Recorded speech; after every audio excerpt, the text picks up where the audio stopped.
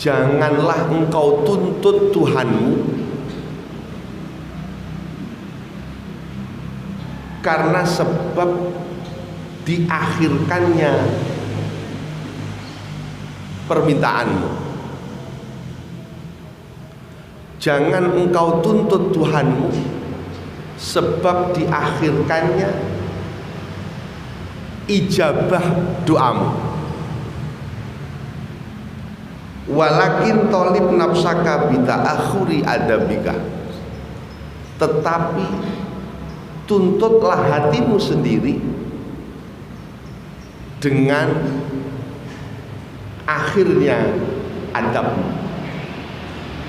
Pun kula terangaken karepe ngene.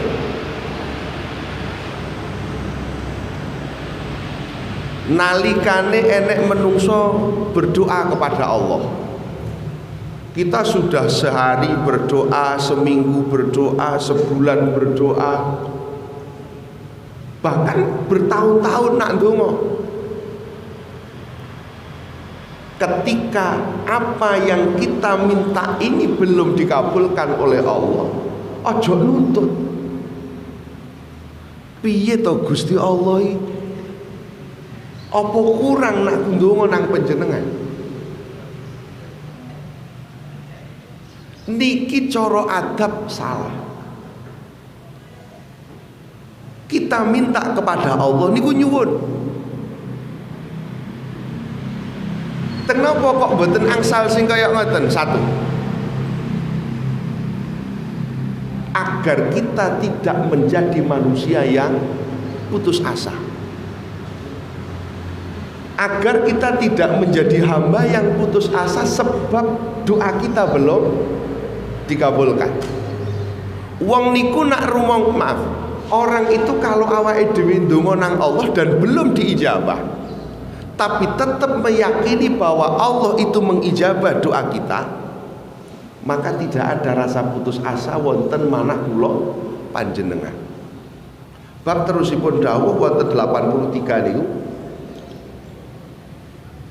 karena bisa jadi Allah mengalihkan permintaan kita itu dengan sesuatu yang lain.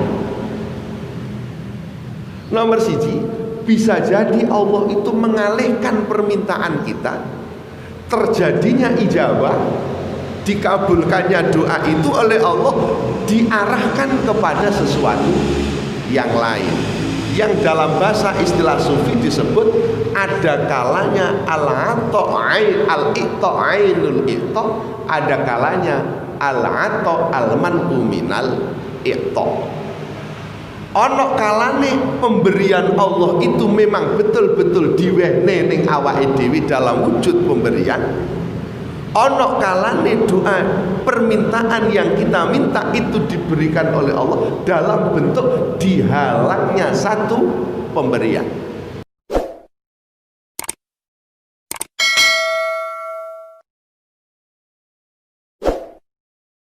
Sing teng mriki limaslahatin, krono eneki maslahah la ya'lamuha illallah.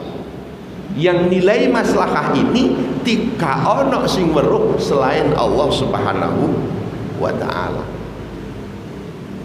Contohnya ngene, ada orang punya anak kecil yang mungkin baru SMP kelas 1, tapi jalukane sepeda motor sing mahal-mahal, bahkan jalukane mungkin mobil mewah. Bapaknya orang berada, tiang sepahipun wong sugih, umpama nukokno mobil anake kuat, nukokno sepeda motor yang mahal kuat. Tapi kadang kalau wong tua gak nuruti nang karepe anak. Karena apa? Adanya satu maslahah yang itu tidak diketahui anaknya, tapi diketahui oleh orang tuanya. Niki anak kadang kalau ngrendel, piye lho bapak ki jereke sugih, mobile telu, tapi aku njaluk sitok kok gak oleh. Bapak itu katanya orang kaya, tapi aku jaluk sepeda motor kok gak dituruti. Orang tua tidak memberi kepada anak bukan karena tidak sayang, tapi orang tua lebih tahu maslahah. Nek anakku tak turuti, kok sanuke sepeda motor digawe dolan macem-macem. Kok nek tak turuti tak tukokno mobil gawe dolanan macem-macem. Ada kalanya kasih sayang orang tua itu pemberiannya diwujudkan dengan tidak diberi sesuatu. Semono kula panjenengan, mungkin ada satu maslahah sing mungguhe Gusti Allah sae yang itu tidak kita ketahui. Mungkin awake dhewe nyuwun nang Allah terus, tapi kok gak dituruti karo Gusti Allah, karena Allah lebih tahu kapan yang tepat dan lebih tahu untuk apa itu semua untuk kita. Mulane mboten oleh awake dhewe putus asa. Wonten makalah ingkang awal sangat, kira-kira niku 3 tahun yang lalu, saya masih ingat. La yakun ta'akhuru zamanil ata mujiban li sa'yika li anna Allah qad dhamina lakal ijabah fima yahtaruhu la fima takhtaruhu laka wa fil ladzi yuriduhu la turidu.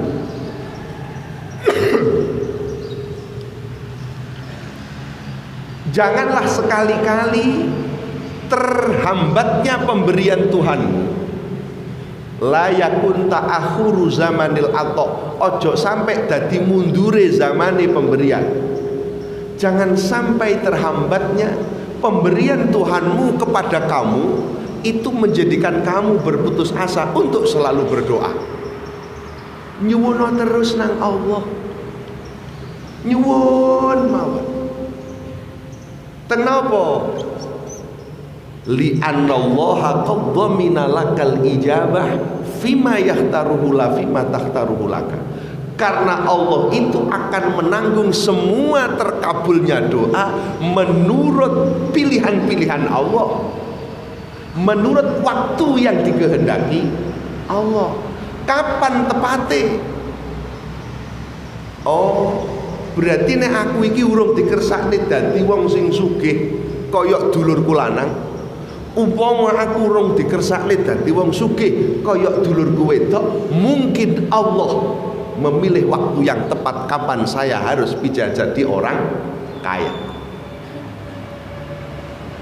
Dulurku ikom dadi sarjana, sing iko dadi pegawai negeri, iko dadi pejabat pemerintah, iko dadi jabat pemerintah, mbasan aku kok mek dadi wong kaya ngene.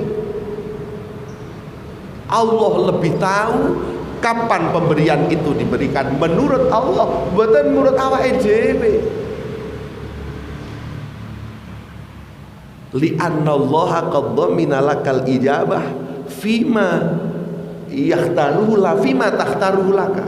Terus wa fil ladzi yuriduhu la fil waqtil ladzi turiduhu.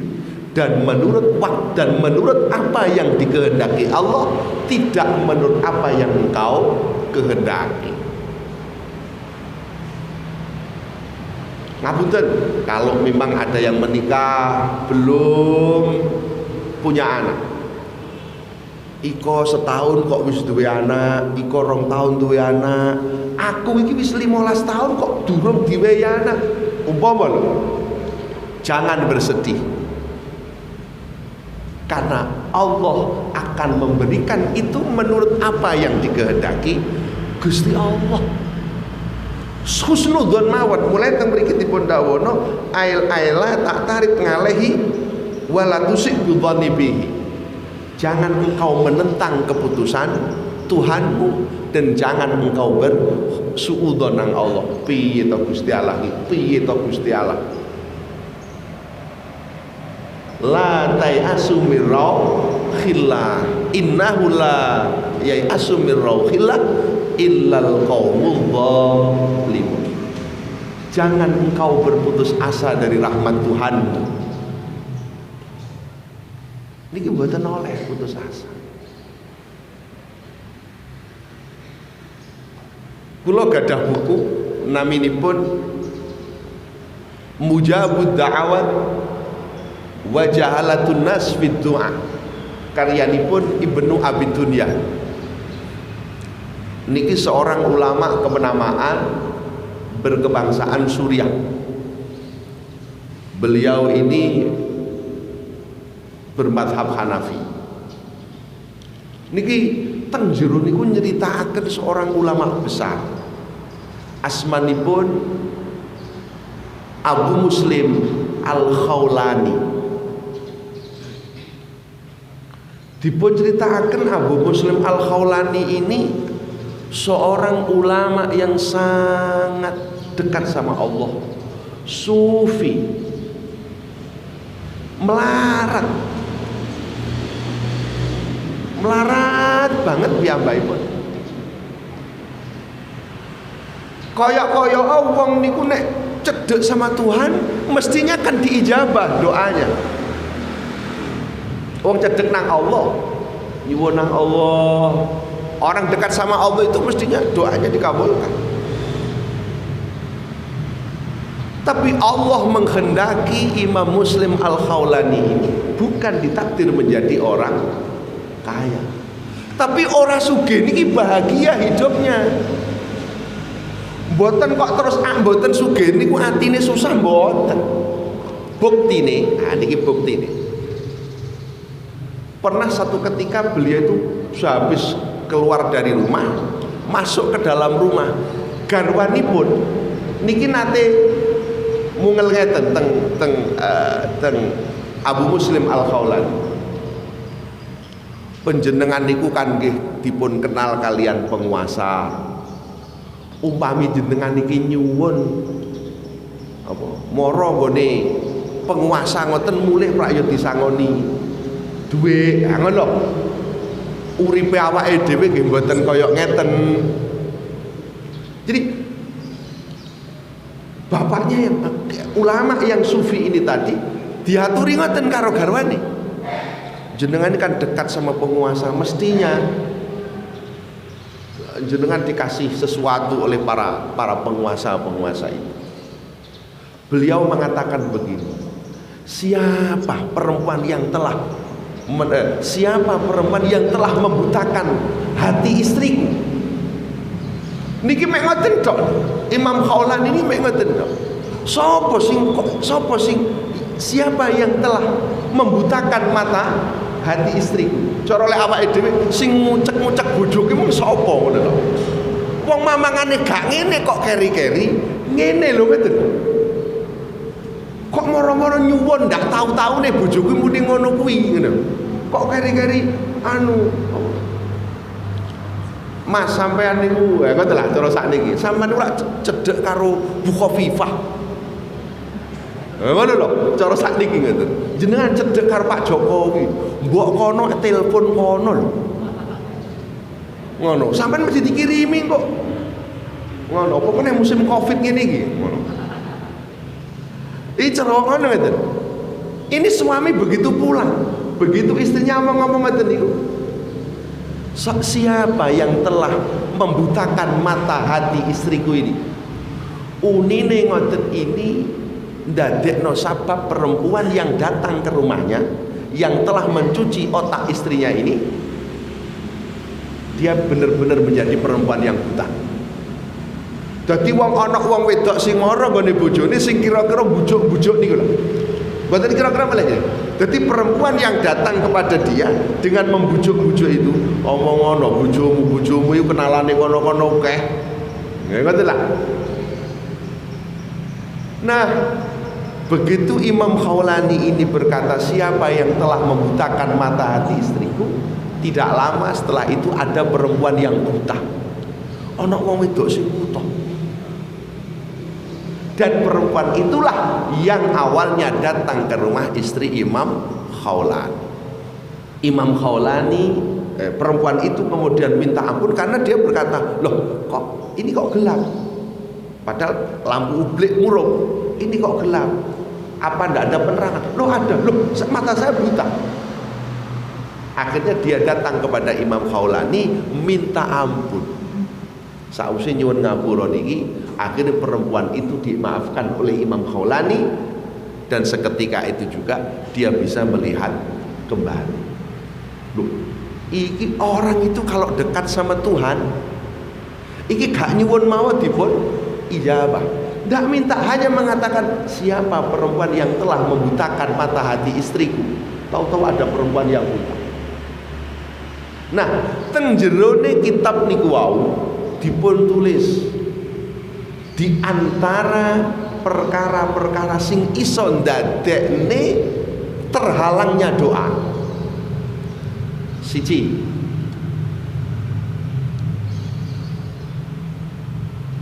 jangan makan sesuatu yang haram.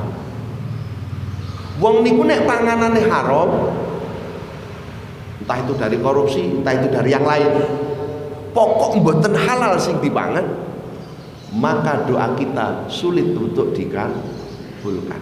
Jadi sadurunge awake dhewe nggrahi to piye to Gusti Allah kok ngene, piye to Gusti Allah kok ngene, adab kita harus kita pakai dulu. Jangan-jangan doa saya tidak dikabulkan sama Allah itu krono aku dhewe gak iso sing tak pangan duduk barang sing halal. Krono mungkin sing tak pangan itu barang-barang sing gak genah. Itu nomor satu. Nomor dua,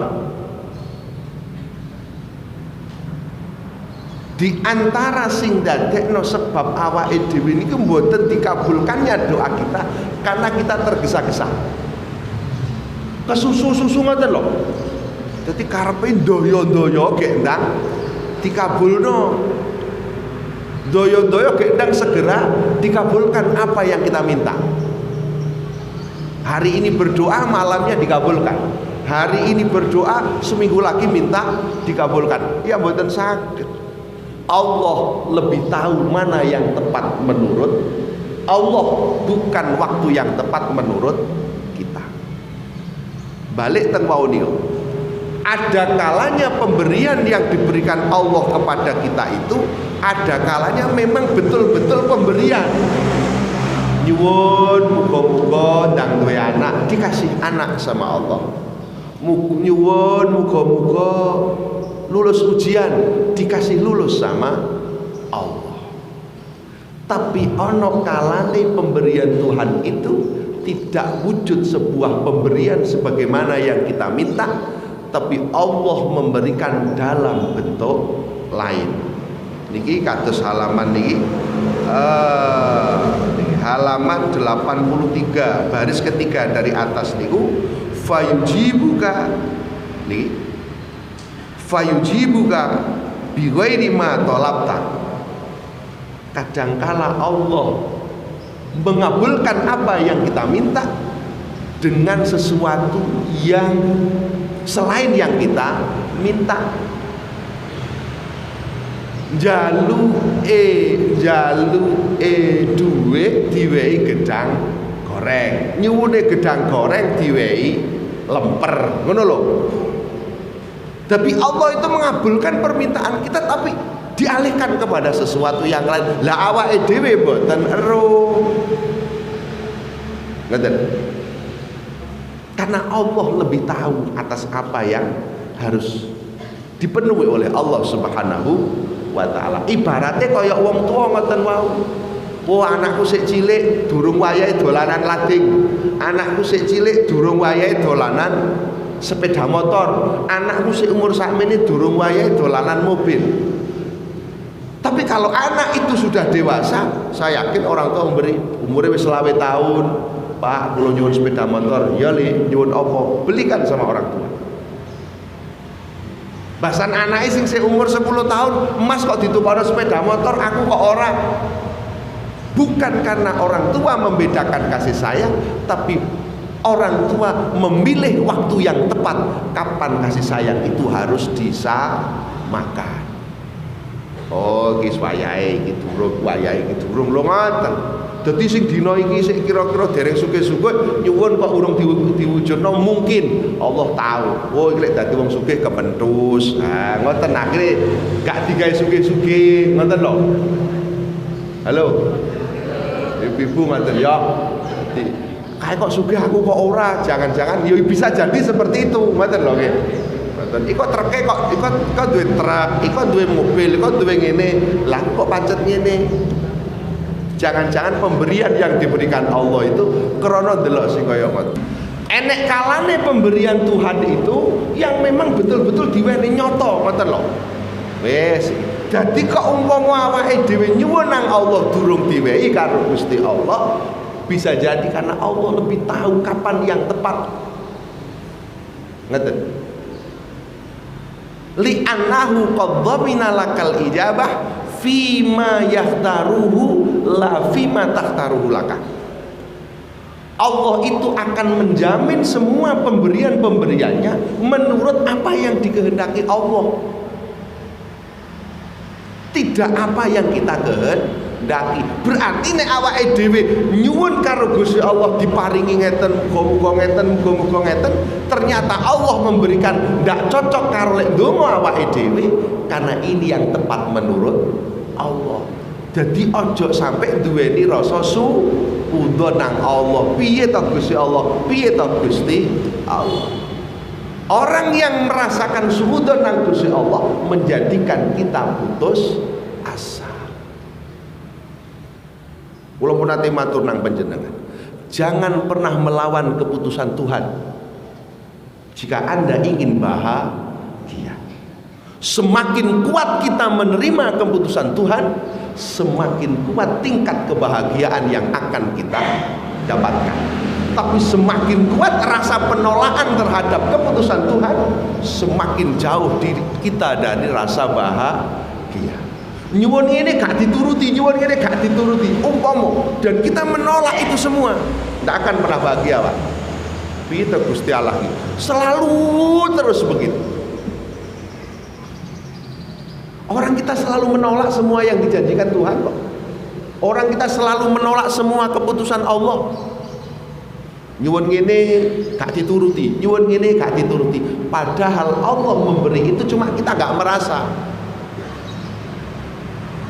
Tapi ketika kita menerima semua yang datang dari Allah, baik itu anugerah, nikmat ataupun sebuah musibah, maka hidup kita menjadi nyaman, damai, alhamdulillah. Lho ngoten. Ngingu grame badi, alhamdulillah. Delalah gak badi wong, karena regane amblek. Masalah jere lo. Ini loh.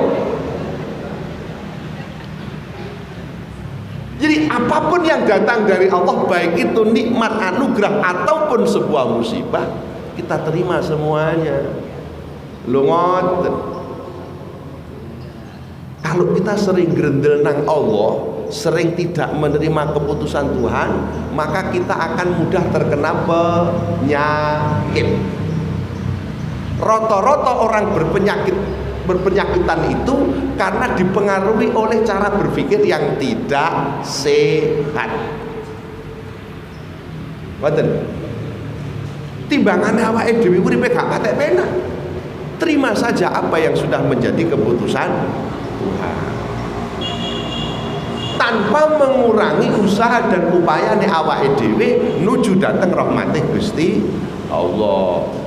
Enten tiyang sambat teng kula sudah 7 tahun menikah, dilalah belum punya anak. Kayak ngeten iki besok lek kula mboten gadah anak pripun? Ya ora apa-apa, warisane kekno dulurmu. Saya bilang seperti itu. Ya betul, itu untuk mengurangi ketegangan mawon dia. Kan bingung, besok dos pundi ngeten iki dos pundi. Ya ora apa-apa toh. Allah memberikan itu untuk hari ini. Bisa jadi Anda nanti diberi anak sama Allah di belakangan. Lho ngaten. Kan wonten orang menikah, Mbah Kiai kula almarhum Romo Yai Idris Marzuki itu kalau tidak salah 18 tahun menikah baru dikasih putra. Naminipun Neng Nafis, ngoten ngertos kula Neng Nafis gitu saya manggil dulu ya, itu 18 tahun menikah. Nah niki Jadi lek sik dikai umur telung tahun gorong diparingi gak apa-apa, 5 tahun gorong diparingi gak apa-apa. Adik kandung saya sendiri baru punya anak setelah 10 tahun menikah. Biyen niku, piye to Mas, aku sok kira duwe anak apa ora? Loh, iya pangga duwe anak nduk tapi urung diwayahno. Allah memberi yang tepat kapan pemberian itu akan diberikan. Lho, ngoten. Mulane sing sakniki dina pengen wayuh durung dituruti, mboten sah susah Pak. Karena Allah belum memberi saja.